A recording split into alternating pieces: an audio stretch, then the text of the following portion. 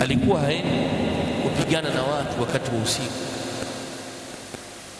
mpaka atakapohakikisha kwamba je, katika huu mji waliopo humu ndani pana adhana inatolewa au la. Kwa anasikiliza mpaka asubuhi, kwanza anasikiliza alfajiri pale panatolewa adhana, naam, panatolewa adhana, akijua kwamba watu hao wanatoa adhana kwenye mji wao. Mtume alikuwa hawapigi vita sallallahu alayhi wasallam, kuonyesha nafasi ya adhana hiyo, nafasi ya adhana. Na maulama pia wamefikia kiwango cha kusema miji ambayo haitolewi adhana hiyo inaitwa darul kufri, inaitwa ni miji ya kikafiri, ni miji ya kikafiri, kwa sababu adhana ni katika shaairu Islam, ni katika nembo za kuutambulisha Uislamu.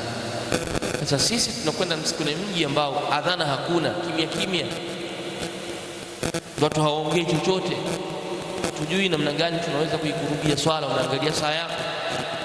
Sema hiyo ni darul kufri, hiyo ni miji ya kikafiri. Bali achilia mbali miji ambayo watu wake wanaswali hawatoi adhana, watu wake hawatoi adhana, yani kwa watu wanaswali tu basi kawaida tu, naswali wanaondoka zao. Baadhi ya maulama wanasema watu hao wanahesabika wanakia na makufar kwa kutokuidhihirisha shaira min sha'air al-Islam. Yani watu hawa ni makafiri kwa kutokuidhihirisha alama na nembo katika nembo za nini, za Uislamu. Kwa hiyo adhana ni jambo zito sana, ni jambo kubwa sana ambalo linahitaji pia elimu. Na mwisho kabisa, wal adhana, na adhana hii imetofautiana, sio adhana moja. Takuja huko mbele, adhana ziko za sehemu 5. Adhana jumla yake ziko adhana za sehemu 5. Kwa hiyo kuna adhana ya Makka, kuna adhana ya Madina, kuna adhana ya Basra, kuna adhana ya Kufa. Adhana ziko tofauti. Hii tunaitoa sisi, tutajua kama ni adhana ya watu wa, bila shaka ni adhana ya wapi, ya watu wa Makka. Kwa kuna adhana pia ya Abi Mahdhura ambayo ndio pia Malikia wanaitumia kwa kiasi kingi, adhana ya sahabi jalil Abi Mahdhura, tutakuja kuiona huko. Kwa hiyo adhana sio ya watiratun wahida, sio ya sampuli moja tu ya matamshi haya tunayotoa kila siku basi tumemaliza kwa dunia nzima natoa adhana namna hii. Kalla, adhana sampuli zake zimekuja tofauti, sio kwa aina moja. Anasema al-Imam Bukhari, babu badi'il adhan, mlango unaozungumzia chanzo cha kuanza adhana. Rahimahullah rahmatan wasi'a, ameanza pazuri sana kuelezea chanzo cha adhana kilianzia wapi, adhana yenyewe ilianziaje na ni maeneo gani. An Abdullah ibn Umar radiyallahu anhuma, Abdullah ibn Umar anasema kana yaqul, alikuwa anasema kana almuslimun, walikuwa waislamu hina qadimu almadinata, pindi walipofika Madina, yajitamiuna, walikuwa wanajikusanya, fayatahayyanuna salata, kisha wanajulishana wakati wa swala. Fayatahayyanuna as-salat, wanajulishana kunako swala. Madina wamefika, ardhi ya Madina bado wote ni wageni, isipokuwa wageni wenyeji wa mji wa Madina. Kwa walikuwa Waislamu walipofika pale Madina huwa wanajikusanya, na kujikusanya kwao ndio wanaanza kujulishana muda gani wa swala, tufike swali muda fulani, tuswalini muda fulani. Laysa yunada laha, hapakuwa na nida, wito, laha kwenye hiyo swala. Yani swala haikuwa na wito maalum laha kwa ajili ya hiyo swala, yani hapakuwa na wito ambao watu wanajua kwamba wito huu ukiusikia tu basi ni wito wa swala. Hawakuwa nao ridwanullahi ta'ala alayhi. Na hii ni ishara ya kwamba Uislamu ulianza mgeni sana, Uislamu ulianza mgeni sana. Fatakallamu yawman fi dhalik, akaona muda unakwenda, ikaonekana walizungumzie jambo hilo la kuitana siku moja. Fatakallamu, wakazungumza, yawman, siku moja, fi dhalika, kuna jambo hilo la adhana. Tunafanyaje? Tutakuwa tunajikusanya alafu tunaambiana muda wa swala, fanyaje? Wakakaa wakazungumza, wakashauriana tutumie mbinu gani ya sisi kuitana kwenye swala. Faqala ba'duhum, baadhi yao wakasema, ittakhidhu naqusan, chukueni kengere. Yani mimi nashauri katika ushauri wangu tuifanye kengere ndio iwe inatuita sisi kwenye nini, kwenye swala. Ukisikia kengere tu sehemu yote, basi tunakuja zetu na sisi. Mithla naqusil nasara, mfano wa kengele za manaswara. Bila shaka manaswara wa Kikatoliki wanafanya hivyo, pigwa kengele pale juu, wanajua kwamba ndio muda wao wa nini, wa ibada. Sasa hawa wakatoa ushauri tufanye kama wao. Wanakus maana yake inakaa juu, nakus kile kitu kinachokaa juu, sio ile ya kutembea na kuwagonga, inakaa juu, kisha na unaigonga ile sauti yake inaenea mahala pote. Huyu alitoa ushauri au baadhi walitoa ushauri namna hii. Waqala ba'dhum, na wakasema baadhi yao, bal buqan, bali tuchukue pembe la ng'ombe lile, mithla qarni yahudi, mfano wa pembe lile Mayahudi, tulipulize lile kwa sauti, apite mmoja huko mtaani, pulize, tufanye hivyo mfano alikuwa anafanya Mayahudi. فقال عمر بن الخطاب رضي الله عنه المحدث الملهم أكسيما أولا تبعثون رجلا ينادي بالصلاة. ushauri wake akasema, awala tab'athuna, hivi mnaonaje ikiwa mtampeleka rajulan, mtu yoyote yule, yunadi bisalati, akanadi na kutoa sauti kwa ajili ya swala. Yani ikawa tu atembee tu tani, sala, muda umefika, swala. Kwa nini tufanye hivyo kuliko sisi kuchukua maamuzi ya kuwaiga manaswara, kuwaiga Mayahudi? Dini yetu misingi yake mingi imejengwa kwenye kuwakhalifu Mayahudi na manaswara.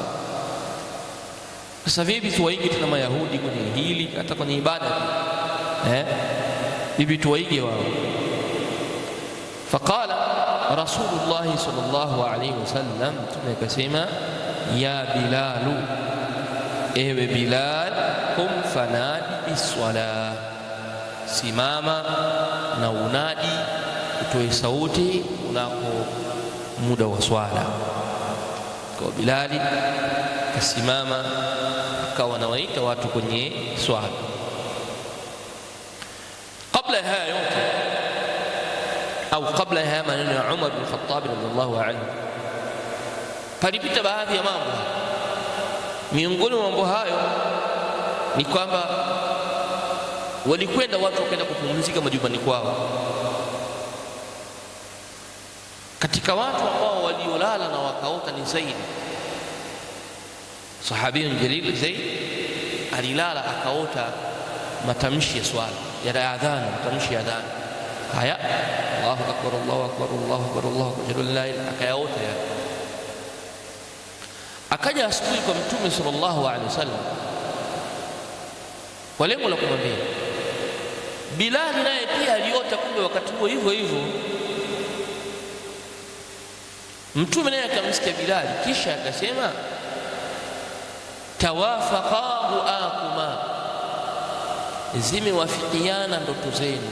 Na hayo ndio ya matamshi ya kuitia watu kwenye adhana, ya Bilal qum fanadi bisala.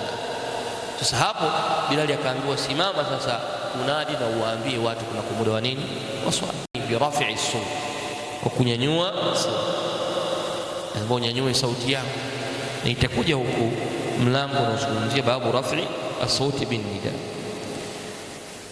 Akaambiwa Bilal kwa sababu alikuwa jahuria tu sauti. Bilal alikuwa ni mtu mwenye sauti ya juu sana, na wao walikuwa hatumii mikrofoni hizi wala maiki hizi, wala walikuwa hatumii, kwa wanapanda juu tu radhiallahu anhu, anatoa ile matamshi Allahu akbar, Allahu. Ndio anasema maneno yanaenea kila maeneo. Kwa bila shaka adhana ilianza hivi. Qala sema an Anas radhiallahu anhu qala, anasema Anas radhiallahu anhu, umira Bilal an yashfa' al-adhan, aliamrishwa Bilal an yashfa' al-adhan, kuja yote masala haya azitamki mara mbili matamshi ya adhana. Yani Bilal aliambiwa matamshi ya adhana ayatamki mara mbili, yashfa' Allahu akbar, Allahu akbar, mara mbili.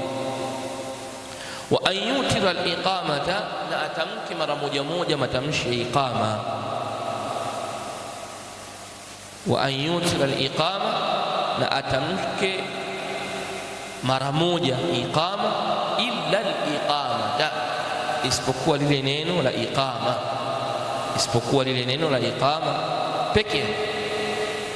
Nije kusema kwamba yatakuja matamshi huko tutaje kuyazungumza zile alfaz, ile matamshi ya adhana zote zile tano insha Allah taala. Kwa hii hadithi yaje kama ilivyo, wa Bilal aliamrishwa atamke mara mbili matamshi ya adhana na vile vile matamshi ya iqama, matamshi la iqama, isipokuwa iqama ipi ambayo anayokusudia hapa. Hadithi ya mwisho, babu fadli ta'dhin, mlango unazungumzia fadhila za kutoa adhana.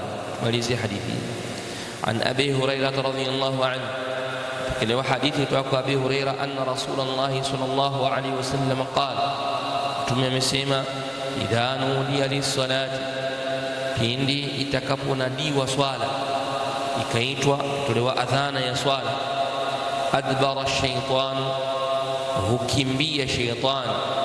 Maana adbara anawapa mgongo, anakimbia. Wala hu duratun, na akiwa anatokwa na upepo wa sauti, tokwa na upepo wa sauti, ni bimaana duratu ni kitendo cha kutoka upepo sehemu ya nyuma, lakini duratu inakuwa ni ya sauti. Ushaitani ukimbia mbio huku akiwa anafanyaje? Ana duratu, hatta la yasma' at-ta'dhin, anafanya hivyo mpaka asisikie adhana. Kwa anakimbia, hataki kusikia adhana. Fa idha qada an-nidaa, na pindi ikimalizika adhana, aqbala, huja tena, anakuja anarudi. Hatta idha thuwiba bis-salat, mpaka itakaposimamishwa swala. Ikasimamishwa swala, manake watu wakaanza kuswali, wakasimama kwa ajili ya kuswali, adbara, anakimbia tena. Hatta idha qudiya at-tathwibu, mpaka itakapomalizika at-tathwibu, kusimama kwa swala, aqbala, anakuja tena. Ili kusimama pale, mmesimama mena, mmerukuu, labda mmefanya itidali, kwenda kusujudu, anakuja tena. Hatta yakhtira baina almar'i wa nafsihi, anakuja mpaka inafikia yakhtira, anaweka mawazo, anatia mawazo, fikra, ushawishi, baina almar'i wa nafsihi, kati ya mtu na nafsi yake. Ingia katikati yako kana kushawishi kwa maneno, mawazo, fikra mbalimbali. Yaqulu, anamwambia sasa yule mtu anayeswali, udhkur kadha, kumbuka hili. Waanza kumbuka mambo yako, uliuza, ulinunua, ulikwenda, ulifanyaje. Mara mwangalia mtu pale mbele, mara unaanza kumwangalia huyo, siku moja alikwendaga pale, alifanya hivi. Kwa shetani hapo sasa anamwambia udhkur kadha, kumbuka haya. Na mtu anaanza kuyakumbuka. Lima lam yakun yadhkuru, kwa yale mambo ambayo hakuwa anayakumbuka yule mtu. Lima, kwa yale mambo lam yakun yadhkuru, hakuwa anayakumbuka, shetani anamletea pale mawazo.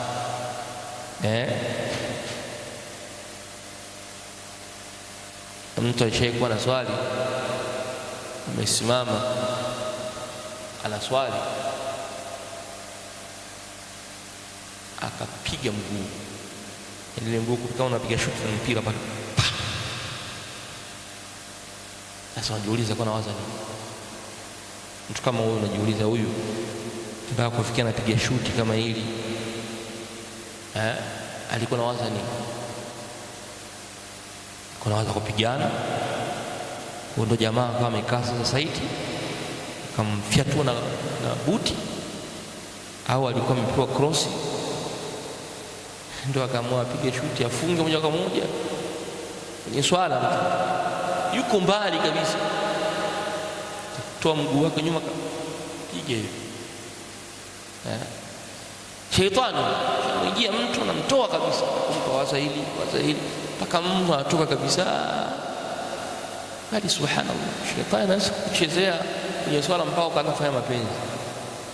Sasa kuona basi jua tu kamwaza mke wako pale, chumba wako pale,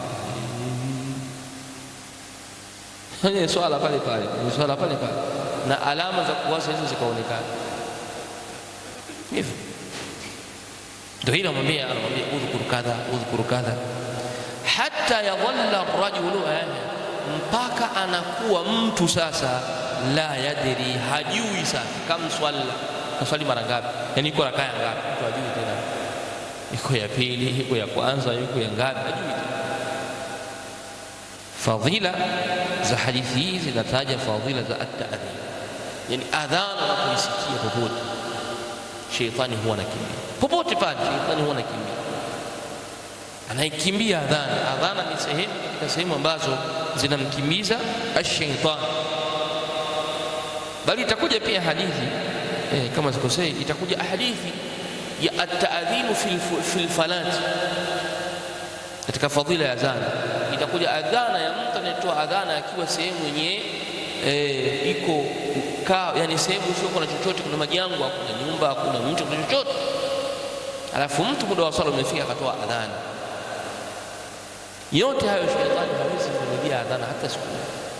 Ni maneno ambayo yanamkabiri Allah subhanahu, mtukuza Mola wake, na yanathibitisha ukubwa wa Allah subhanahu wa ta'ala. Hayo maneno hawezi kukaa. Kwa hiyo hanian, ni pongezi kwa watu ambao wamejitolea kutoa adhana kwa ajili ya watu kuja kusimamisha swala. Kwa hiyo hii ni sehemu ya kwanza ya babu fadhli at-ta'dhin. Allahu tabaraka wa ta'ala a'lam. Sallallahu ala nabiyyina Muhammadin wa ala alihi wa sahbihi ajma'in. Alhamdulillahi rabbil alamin.